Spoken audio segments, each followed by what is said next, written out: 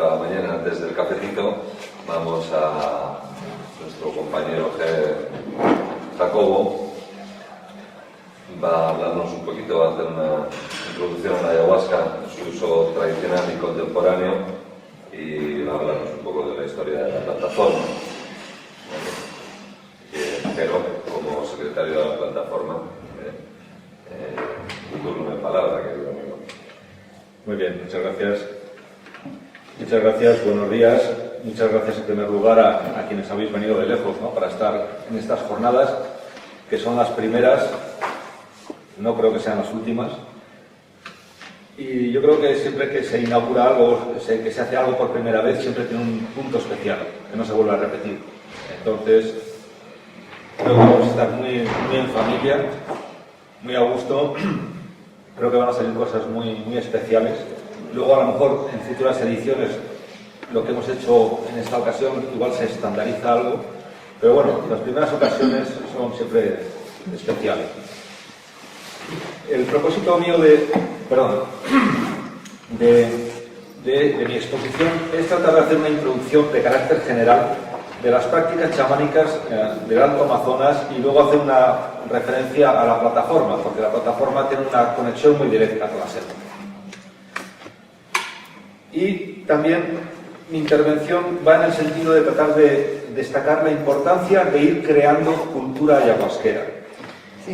Y entonces lo que estaba diciendo es que creo que es importante crear cultura ayahuasquera, porque creo que también es un signo de progreso, de evolución en este camino de la difusión. No podemos seguir adelante tomando y expandiendo el uso de la ayahuasca sin saber un poco el contexto en el que aparece la ayahuasca, un poco conocer su historia. Y entonces mi intervención va a ser una intervención más bien de carácter histórico. Voy a hacer referencia a fechas y a lugares para tratar de crear un poco como de conocimiento de base, ¿no? Y saber de dónde venimos, reconocer el origen de cosas que hacemos a día, de forma cotidiana, cuando nos reunimos y cuando tomamos planta y se da planta, y un poco pues, entender mejor la identidad que subyace todo esto.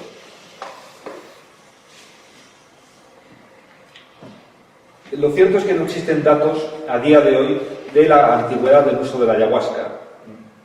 No tenemos evidencias arqueológicas que digan aquí hay un yacimiento con unos restos de una vasija y hemos detectado que dentro contiene los principios activos de la ayahuasca y esto tiene una antigüedad de 4.000 años. Esto no existe, sobre todo porque el medio ambiente en el Amazonas es un medio ambiente muy agresivo que no permite la conservación de este tipo de evidencias de carácter arqueológico.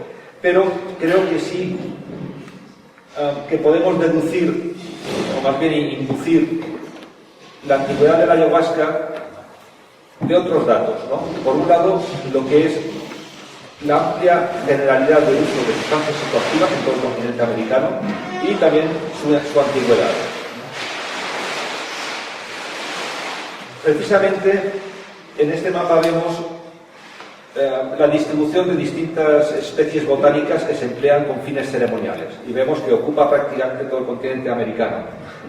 Y, como digo, no solo es la extensión del uso de distintas sustancias, no solo de la ayahuasca, sino del peyote, del San Pedro, los honguitos, etcétera, etcétera, sino además la antigüedad que se ha encontrado en algunos yacimientos, por ejemplo, de las regiones andinas, que por su carácter árido sí que ha permitido la conservación de restos que han permitido luego datar las fechas de estos objetos.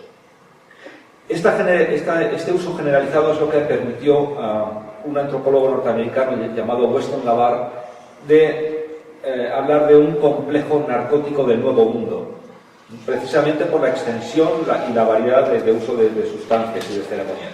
Y luego también hay otros arqueólogos, en este caso, como Llagostera y otros autores, que, ciñéndose ya a lo que es el ámbito andino y viendo también la extensión del uso de sustancias psicoactivas, le han puesto el nombre de complejo psicotrópico andino.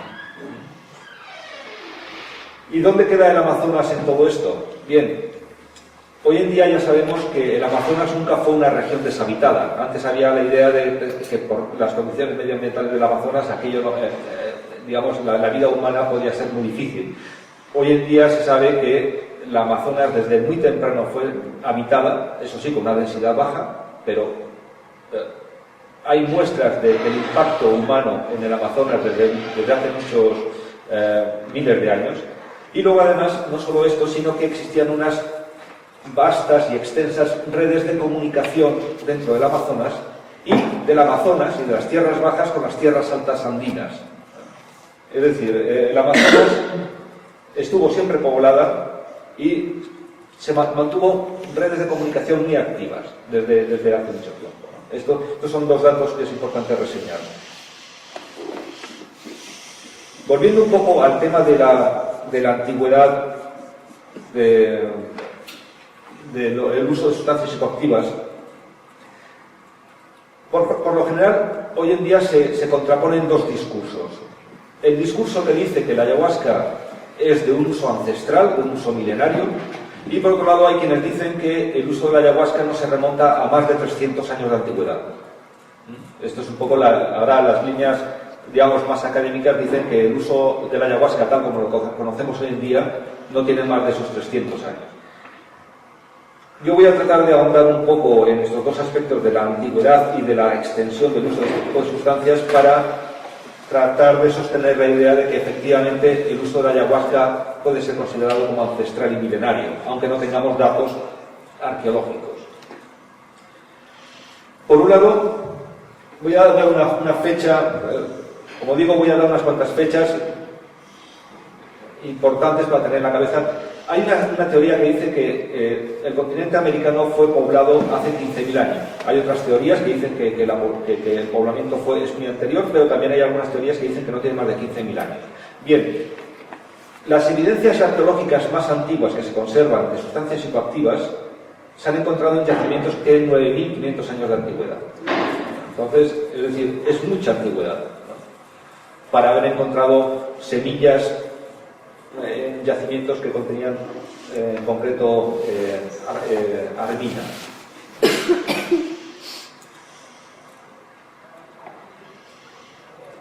Este yacimiento concreto al que hago referencia, que tiene 9.500 años de antigüedad, se encuentra en el norte de Chile. Y luego también se han encontrado otros yacimientos, sobre todo en América del Sur, muy antiguos, pero la cuestión es que el tipo de yacimientos que se encuentran más frecuentemente en el sur de América se extiende desde el norte de Colombia hasta el sur de Argentina, y en estos yacimientos se han encontrado sobre todo lo que llaman equipos inhalatorios o equipos psicotrópicos para consumir rapé, ¿no? Estos son los usos de sustancias psicoactivas documentados más antiguos en América del Sur. Y en concreto en San Pedro de Atacama, en el norte de Chile, se han encontrado que de 2.574 tumbas excavadas, en 522 tumbas se encontraron tablillas, unas tablillas como las que aparecen aquí, estas, ¿no? Esta tablilla que está aquí, que aquí la vemos en esta fotografía, aquí excavada, aquí se encuentra. Son tablillas que forman parte de este equipo inhalatorio que solía consistir, por lo general, en una bolsa. Esta tablilla que podía servir para extender el rapé y esnifarlo, o también como mortero. Había tubos inhalatorios, ¿no? Y este tubo inhalatorio en concreto está recubierto de oro, es decir, eran piezas muy valoradas. Y luego había distintos saquitos que contenían los distintos rapés, y luego también, por ejemplo, aquí vemos una pequeña cucharilla, ¿no? que se ve que se utilizaba para administrar el rapé.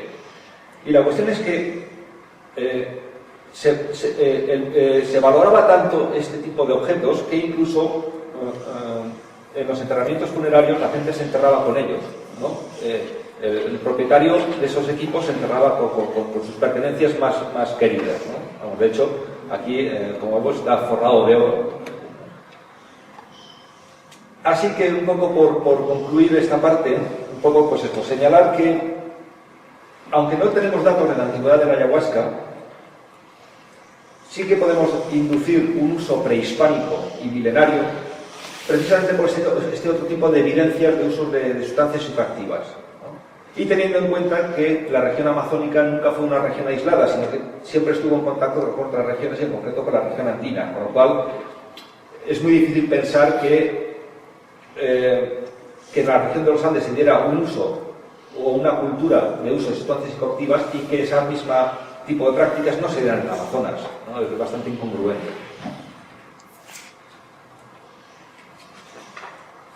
¿Cuáles son los primeros testimonios acerca de la ayahuasca? Bueno, pues también un poco remontándose y haciendo algo de historia, nos encontramos que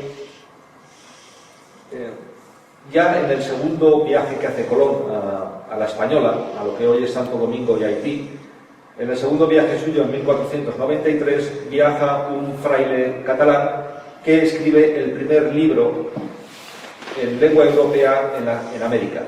Y en ese primer libro ya hay testimonios de un uso generalizado de rapés y de técnicas puramente chamánicas, como pueden ser las purgas o las chupadas. Y esto está ya reflejado en el primer libro, como digo, en la primera crónica de América. Bien. ¿Cómo se llama? Fray Ramón Pané.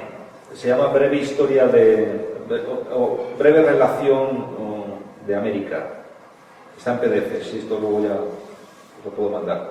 Incluso habla de unas figuras que se llaman los peiques, que los describe como una mezcla de médicos y sacerdotes, que sería el equivalente de lo que hoy en día tenemos como chamán.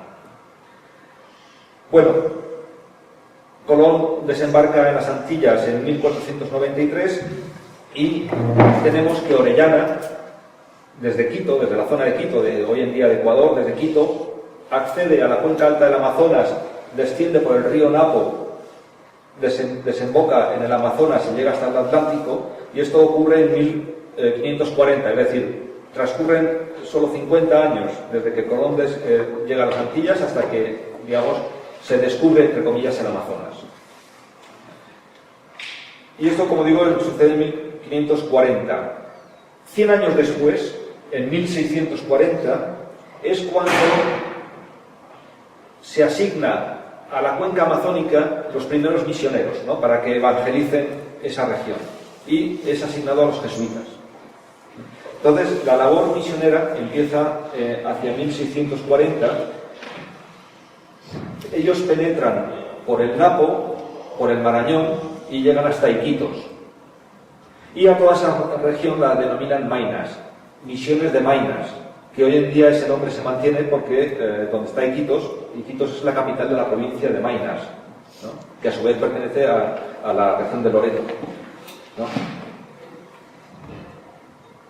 Entonces, y al poco de llegar los jesuitas a la cuenca alta del Amazonas, ya empiezan a escribir informes donde ya empiezan a reflejarse este tipo de prácticas chamánicas. Aunque no hablan de la ayahuasca, sí hablan de técnicas como el empleo de cantos, lo que hoy llamaríamos ícaros, las sopladas, hablan de chupadas y hablan muy generalmente del uso de floripondio, ¿no?, de lo que es la brugmansia, y del tabaco percibido por la nariz, ¿no? O sea, hecho como un té, como infusión y percibido por la nariz. Este tipo de prácticas ya son descritas por los primeros jesuitas que llegan a la región del Marañón. Pues bien, veamos otro salto de otros 100 años, ¿no? En 1540 Orellana recorre el Amazonas, en 1640 llegan los jesuitas por primera vez al Marañón. En 1740 es cuando tenemos el primer informe de misioneros jesuitas en las que ya se habla por primera vez de la ayahuasca. Es decir, los primeros testimonios de carácter histórico de uso de ayahuasca son de 1740, concretamente en 1731, ¿no?, por el padre Maroni, que habla del uso del floripondio y de la ayahuasca. Y todos los jesuitas, cuando tocan estos temas, también mencionan el uso de los piripiris, de la zarzaparrilla, de la guayusa, del tabaco, del uch rojo o ají y, bueno, los piripiris ya he comentado. y de técnicas como el canto, las sopladas, las chupadas y las chupadas o extracciones. Luego hay un informe de un jesuita de 1770 en la que él describe una ceremonia de ayahuasca que por el tipo de datos que da toda la impresión de que estuvo realmente presente en esa ceremonia. Es decir, que él no habla de oídas, porque cuando lees la descripción de ceremonias por parte o este tipo de prácticas por parte de jesuitas, pues te puedes dar cuenta de cuando se escribe de oídas o cuando realmente alguien ha visto cosas porque relata detalles curiosos, ¿no? Y en concreto este testimonio del padre Chantre y Herrera de 1770 es de una vivacidad y de una riqueza de detalles que a mí no se me ocurre otra cosa que estuvo realmente presente ahí, ¿no? en esa ceremonia. Es decir, venció algo su repugnancia teológica, pensando que estaba ante una ceremonia de brujos y de endemoniados, estuvo presente, lo vio y lo describe con una cierta objetividad. Bueno, concluyendo también un poco esta parte, solo destacar la similitud que existe entre las prácticas descritas en el siglo XVIII y las que hoy en día podemos observar, tanto en España como en Perú. Por ejemplo, ayer estábamos con los rapés de tabaco, pues los rapés de tabaco ya hemos visto que se usaban desde muy antiguo en los Andes. Puede parecer algo así como novedoso, un poco a la moda, pero realmente no somos más que transmisores de una tradición. 9.500 años. En fin, 9.500 años en el que, digamos, aparece ya en esas semillas con ese principio activo. Es decir, esas semillas no son semillas de plantas comestibles. Es decir, ¿qué hacen en ese yacimiento? Pues la única explicación que se le da es por el principio, por su alcaloide, ¿no? Que se encuentra esta semilla. Bueno, esto es un poco lo que os he contado, era más bien un poco datos de carácter histórico. Hoy en día, ¿cuál es la situación? ¿Cuál es el panorama de las prácticas chamánicas del Alto Amazonas contemporáneas? En este mapa es bastante curioso, me resulta bastante interesante, porque es un mapa elaborado con datos de alrededor de 1930. Es decir, aquí se recogen datos de los usos de la ayahuasca antes de que surgieran las religiones ayahuasqueras, que fueron uno de los principales vectores de la expansión de la ayahuasca. Y aquí se ve cuál podría ser el uso tradicional de la ayahuasca en la cuenca alta del Amazonas. Es decir, se habla que la ayahuasca viene del Amazonas, pero realmente el uso que se hace de la ayahuasca es en una zona muy concreta del Alto Amazonas y sobre todo domina la zona de Colombia y Ecuador, ¿no? Y luego se alarga un poquito hasta lo que podría ser la zona de Pucallpa, pero ahí veis que la franja es estrecha, ¿no? Y luego esa área que está en color rojo sería un poco la zona, el área de aparición de las primeras religiones ayahuasqueras a partir de 1930, ¿no? Ahí en la zona de Río Branco y luego ya la UDB en Rondonia, ¿no? Un poco más allá. A día de hoy creo que podemos plantear que existen tres modalidades básicas de uso chamánico de la ayahuasca, Yo creo que es importante distinguir usos chamánicos de la ayahuasca de usos no chamánicos. Usos chamánicos serían aquellos asociados con comunidades indígenas, porque también podrían llamarse la modalidad originaria, la modalidad vegetalista o mestiza y la modalidad religiosa, ¿no? Desde mi punto de vista, esas son las tres modalidades chamánicas que hay hoy en día de uso de la ayahuasca.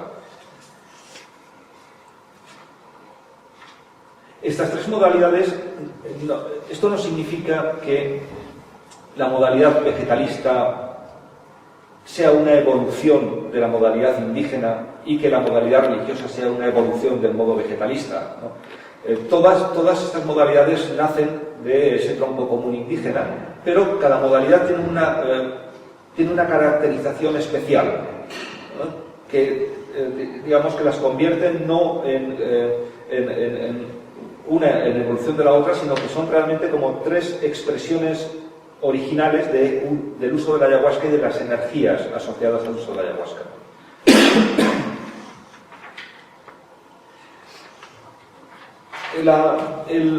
Como comentaba antes, la aparición de las religiones ayahuasqueras a partir de 1930 sí que es un factor muy relevante para la expansión de la ayahuasca dentro de la propia Amazonía y luego a todo el mundo. Pero antes de la aparición de las religiones ayahuasqueras se dio el fenómeno del caucho, ¿no? Y digamos la explotación del caucho en la selva realmente supuso una revolución en el mundo amazónico, porque puso en contacto un gran volumen de población migrante que acudió a zonas muy profundas de la selva en busca del caucho con población indígena.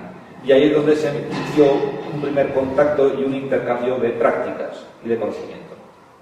Entonces, tenemos que la explotación del caucho es el primer elemento que sienta las bases de la difusión tal como la conocemos hoy en día. Luego vendrían las religiones ayahuasqueras y, por último, podríamos señalar el turismo ayahuasquero como el último de los factores que inciden que la ayahuasca la encontremos en Australia, en Japón, en África, en cualquier parte del mundo realmente. ¿Cómo podemos caracterizar, cómo podemos describir cada una de las modalidades?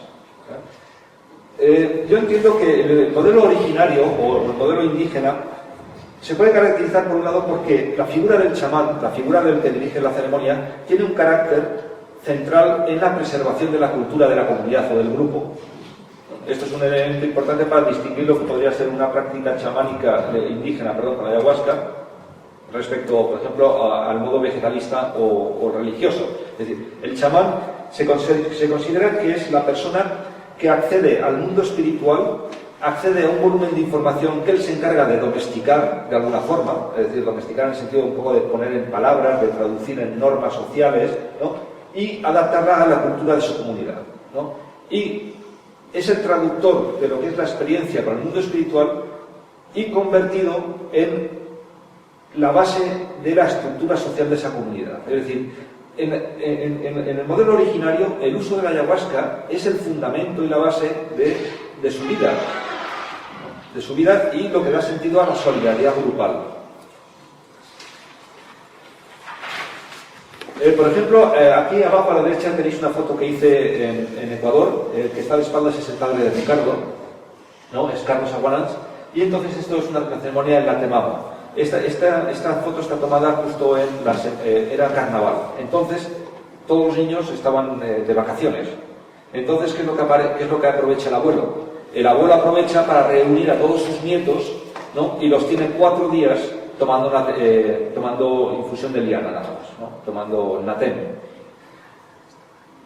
Y como veis, ahí yo estaba sentado al lado de estos niños, algunos los pies les colgaban, no les llegaban ni al suelo, ¿no? Y el abuelo les hacía a todos tomar durante 4 días natén. Y todos nos poníamos ahí a vomitar. Y para animar a sus nietos a que tomaran y tomaran, porque aquí de lo que se trata es de tomar todo lo que uno pueda, y vomitar y limpiarse, les decía, tenéis que tomar para ser buenos estudiantes, ¿no? Para no ser perezosos, para sacar buenas notas, para ser buenas personas, para ser personas responsables, ¿no? Entonces estaban ahí los niños bebiendo y vomitando, y al mismo tiempo el abuelo inculcándole una serie de valores de cuál era el sentido de esa práctica que ellos estaban desarrollando. Este es un poco el carácter indígena originario que yo entiendo que es específico de este tipo de modalidad, ¿no? Y ahí tomaban todos, hasta los bebés que no podían tomar por la boca, le introducían el natén a través del ano con una pajita, ¿no? Con un tallo de un vegetal, que cortas ese tallo y es hueco por el centro, y entonces la abuela cogía a los bebés, le introducía el tallito por el ano, ¿no? Y bebía el natén y se lo introducía por el recto directamente, ¿no? Y los perros también tomaban natén, ahí todos tomaban. Con esto trato un poco de explicar lo que es el sentido de este tipo de prácticas en comunidades indígenas. ¿Cuál es el carácter, digamos, específico de la modalidad vegetalista o mestiza? Por un lado, me quería explicar que la modalidad vegetalista, por lo general, se asocia siempre a Perú, pero yo creo que también es importante resaltar que cuando se desarrolla el boom del caucho, a partir de 1850, se desarrolla esta práctica vegetalista en Brasil y en Perú. En Perú son denominados vegetalistas y en Brasil lo podemos llamar lo que es la payelanza, ¿no? La payelanza cabocla. que consiste en una mezcla de prácticas de influencia católica e influencia indígena. La cuestión es que en Brasil el vegetalismo es influido además también por toda una tradición africana y por también una corriente importante de esoterismo europeo. Y esos cuatro elementos acaban conformando un poco lo que es la modalidad religiosa ayahuasca. Como digo, sería una mezcla de catolicismo, de prácticas indígenas, de prácticas africanas y de esoterismo de tipo kardecista, ¿no?, de Allan Kardec. Un poco todo esto es lo que constituye, yo creo, que la modalidad religiosa.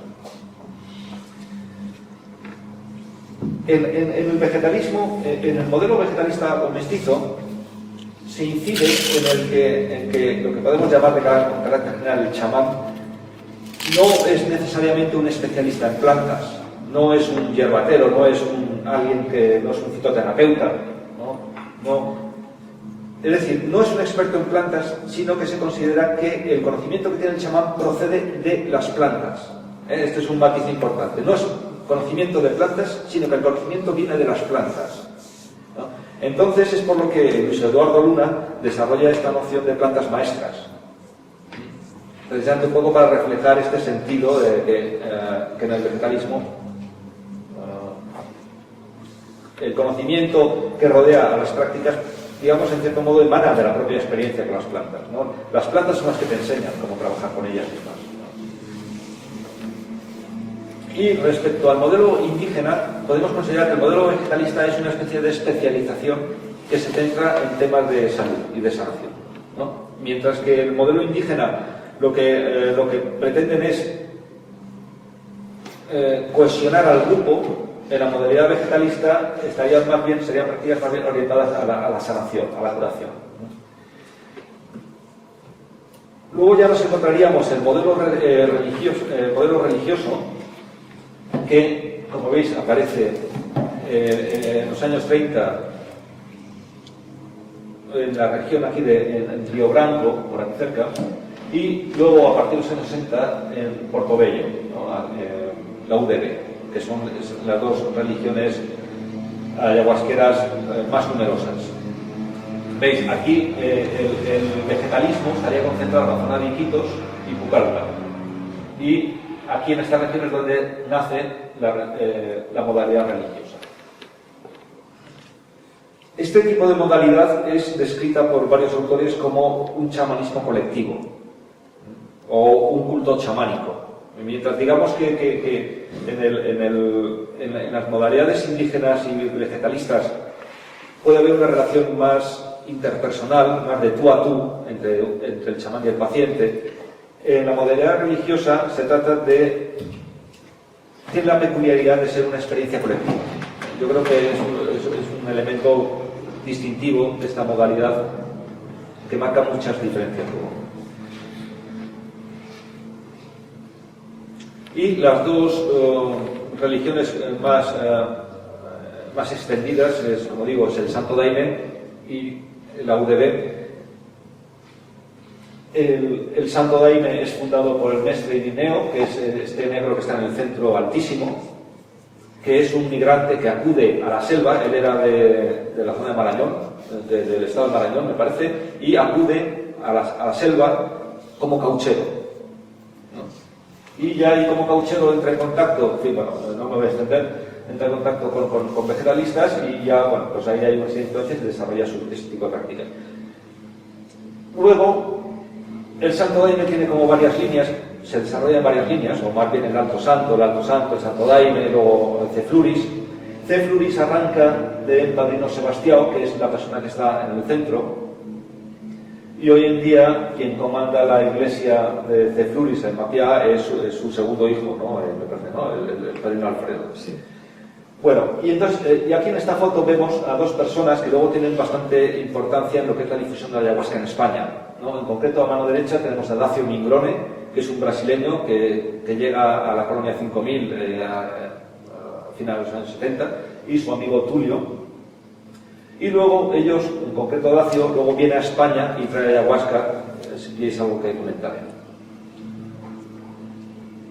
Y la Unión del Vegetal es fundada por Mestre Gabriel, que también era una persona que era, digamos, coterráneo de Mestre Irineo, de la zona del estado de Marañón, creo, y que también acude a la selva como ayahuasquero, a trabajar en la seringa, como seringueiro.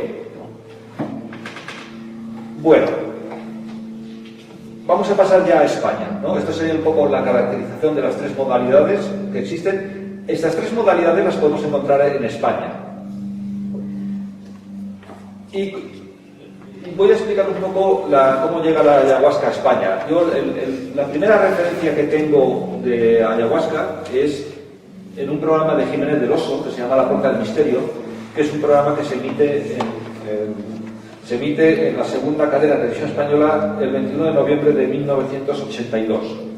Y en un programa en el que están invitados Miguel de la Cuadra Salcedo, que es un periodista, es un reportero que murió hace relativamente poco, no sé si le conocéis, vamos, es una persona muy popular, y a la derecha está Luis Eduardo Luna, que es el antropólogo colombiano que estudió aquí en España, que es el que desarrolla la noción de plantas maestras. Bien, entonces en este programa nos encontramos a Miguel de la Cuadra Salcedo, que él cuenta una experiencia que tuvo con la ayahuasca en Colombia, y ahí muestra un trozo de liana. Esta es la primera referencia que tengo de ayahuasca vinculado aquí en España. Luego, sí que hay había, digamos, Miguel de la Cuadra Salcedo es de una generación entre las que se encuentra un tío de Jero. Jero tiene un tío que ya está mayor, está en una residencia, que era amigo de Miguel de la Cuadra Salcedo, y este tío de Jero me contó que en los años 70 se vendía ayahuasca por la zona del Rastro. Había gente que había viajado a Colombia y se había traído alguna botellita y la vendían ahí de forma... En fin, pero claro, esto es una cosa, yo no he podido contrastarlo, ¿no? Pero bueno, esto me lo dijo el tío de Jero. y bueno, y vemos que Miguel de la Cuadra Salcedo tenía un grupo de colegas y bueno, hay una cierta verosimilitud en la historia, ¿no? O sea, pero bueno, la cuestión es que la primera vez que llega de forma fehaciente la ayahuasca a España es a través del hermano de Juan, ¿no? A través de Paco, que en 1985 pues, se trae unas botellitas de la colonia 5000 y empieza a organizar una serie de ceremonias básicamente pues, con familiares y algunos amigos. Pero son, es una primera aproximación a la ayahuasca tanto anecdótica, ¿no? Sin mucha continuidad en ese momento. La cuestión es que el programa ese del misterio, ¿de qué fecha es? del 82. Naranjito. El año del naranjito. Pues yo creo que sí. Tienes que pasar tú también. Bien, vamos a ver, la cuestión es que... Negociaciones. Sí, negociación, aquí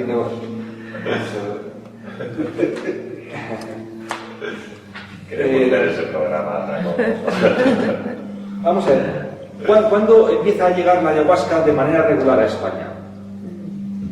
Empieza a llegar a partir del año 1988 de la mano de un psiquiatra chileno llamado Claudio Naranjo, que desarrolló un programa dedicado a psiquiatras, psicólogos y psicoterapeutas en general, que los llamó SAT, ¿no? Y la cuestión es que un psicólogo español, ¿no? Que conoce Raquel, trabajaste con él, ¿no? Me parece. Claro, fue mi jefe, mi maestro. Fue su jefe, su maestro. Pues lo que hizo fue construir este edificio en la zona de Mojácar, un sitio al que se le llamó Babia, ¿no? Y aquí es donde se desarrollaban los primeros SAT de Claudio Naranjo, y aquí es donde llega por primera vez la ayahuasca en el año 88, de la mano de algunos dainistas, entre los que formaban parte de una pequeña comitiva, entre los que se encontraba Dacio Migrone también. Y la cuestión es que Dacio acude en el año 89 a Babia, y después de organizar sus ceremonias ahí, se va para Madrid, se queda ya más o menos por España con unos cuantos litros de ayahuasca, y entonces dan con un sitio que se llama El Cohete, que es este que está aquí, que está en Guadalajara. Este sitio se puede ver, esta foto es de los años 1990 por ahí, ¿no? que Juan lo conoce bastante bien el sitio este. Así estaba el cohete a comienzos de los 90. Era un edificio que estaba medio abandonado y donde se empiezan a hacer las primeras ceremonias de ayahuasca de carácter regular en mitad de una inmensa dehesa de encinas. No había nada. Bueno, resulta que con el tiempo construyeron la estación del AVE al lado, ¿no? Y entonces ahora mismo se puede ver al cohete. Al cohete se puede ver ahí, se ve ahí, está ahí situado, ¿no? En ese cerro. Y donde antes era un paisaje precioso, ahora encuentras todo el AVE cruzando toda esa explanada y luego una ciudad que han construido al lado inmensa. Bien, y hoy en día el cohete está aquí, como lo veis, que está convertido en la sede social de un club de golf. Pero bueno, por lo menos el edificio se conserva, ¿no? Veis ahí casi 30 años de diferencia del mismo edificio. Y lo importante de Alcohete es que acude Dacio, que está aquí, ¿no?, a organizar estas ceremonias con carácter regular, pero luego también en el año 92 es donde hace su primera ceremonia el padrino Alfredo. Bueno, primero el padrino Alfredo va a Bavia y luego viene Alcohete. Y de Alcohete ya, con toda la comitiva, creo que sigue para Barcelona, y de Barcelona ya, digamos, es un poco el pistoletazo de salida de la implantación del Daime en España, en Europa y en toda Europa. 92. En el año 92. También el año 92 coincide con el centenario del nacimiento de Mestre Irineo, me parece, ¿no? Es el nacimiento, el centenario del nacimiento. Y entonces, un grupo de personas que había tomado con Claudio Naranjo en Bavia, ayahuasca, se van a Brasil con motivo del centenario de Mestre Irineo, y preguntando por ahí por herbolario si conocían la ayahuasca, resulta que el propietario del herbolario ese era una persona de la UDB. Entonces, es la primera vez que unos españoles contactan con la UDB, establecen un vínculo, y entonces así es como la gente de la UDB acaba llegando a España, de forma casual, por este contacto, ¿no? Esto es el año 92, y en el año 94 la UDB celebra sus primeras ceremonias aquí en España. Esto es un poco una cuestión un poco anecdótico histórico, ¿no?, de cómo llega la UDB a España. Bien,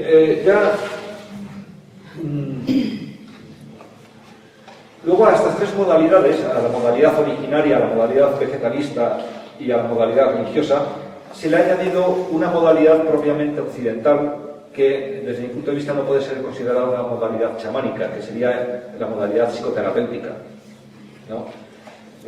Hay un conjunto variado de psicólogos, psiquiatras y psicoterapeutas que dan ayahuasca, pero desde mi punto de vista dan una ayahuasca desde un mundo que no es espiritual, es un mundo que hace referencia a otro ámbito de cosas, ¿no? Hace básicamente referencia a un tipo de conocimiento procedente de la psicología occidental, no utiliza herramientas chamánicas a la hora de llevar ceremonias. Y el sentido que dirige la ceremonia es básicamente un sentido de acompañamiento del resto de los participantes, pero no interactúa con el mundo espiritual para hacer sanaciones, ni limpiezas, ni nada de esto, ¿no? Es un poco este inciso para ya completar lo que es el panorama de modalidades de uso de ayahuasca aquí en España, ¿no? 3 modalidades chamánicas y una no chamánica. Yo creo que con eso se completa bastante el panorama de lo que hay aquí a día de hoy. Bueno, ya voy a entrar entonces en lo que es la plataforma, ¿no?, la aparición de la plataforma en todo este panorama. La plataforma, sabéis que se crea en el año 2009. No es que se cree, pero digamos, se empieza a ver las primeras reuniones en el año 2009 cuando se produce la detención de Alberto Varela. Entonces, esto causa tanto revuelo que un conjunto de personas que se conocían entre sí, pero que no tenían mayor vínculo, ¿no?, salvo el del conocimiento, cierta amistad, se reúnen un poco para ver qué se podía hacer con esto, ¿no?, porque la noticia del telediario realmente era pavorosa, por tal como describía la detención y, sobre todo, los efectos de la ayahuasca, porque se decía en el telediario que incluso la ayahuasca podía llegar a provocar la muerte. Entonces, bueno, más que lo que hacía Varela, lo que preocupó fue la desinformación que se daba acerca de la propia planta. Y en la reunión, en febrero de 2009, es decir, 2 meses después de la primera reunión, con motivo de la noticia del telediario, nos empezamos a reunir y en la tercera reunión es cuando se empieza a trabajar en el código ético, que os hemos repartido ahí en los dosieres estos. Y al principio, pues bueno, en la redacción del código ético participan muchas personas, incluso participa gente de la UDB a título personal. Aquí tenemos a Diego de las Casas, ¿no? El abogado de la plataforma, que vendrá el viernes. A ver si... Bien. Aquí está Diego, aquí está Ricardo Albanans, aquí está Ribeiro, Fernando Ribeiro, Luis, de la UDB, Juan Carlos, Raquel está aquí que no se la ve, yo creo que este es Adolf, me parece, Adolf, Nacho, Manu Villascusa, Juan Plantas, y luego también tenemos a Chico Corrente, ¿no? Que Chico Corrente y Fernando Ribeiro apadrinaron la plataforma desde el primer momento, y yo creo que lo que hicieron fue favorecer que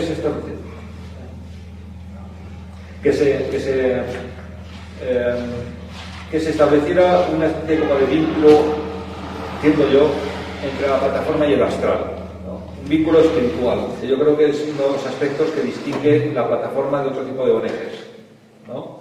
Por ejemplo, ICERS. Yo entiendo que la plataforma tiene un trabajo en una dimensión espiritual que no tienen otras organizaciones.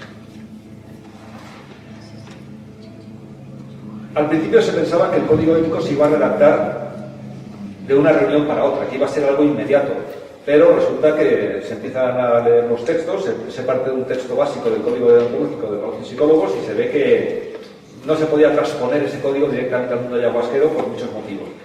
Entonces, tantos que lo que se llevan son casi 9 reuniones y casi 9 meses de trabajo. Y se aprueba en noviembre de 2009 el código ético. Y una vez aprobado el código ético es cuando empezamos a trabajar en los estatutos de la plataforma. Es decir, la plataforma solo se crea cuando ya se desarrolla y se aprueba el código ético. Empezamos a trabajar en los estatutos, que también se llevan cerca de 9 meses de trabajo. Y cuando vamos a registrarlos, preguntamos quién quiere formar parte de la plataforma. Y por distintos motivos, unos se suman y otros no.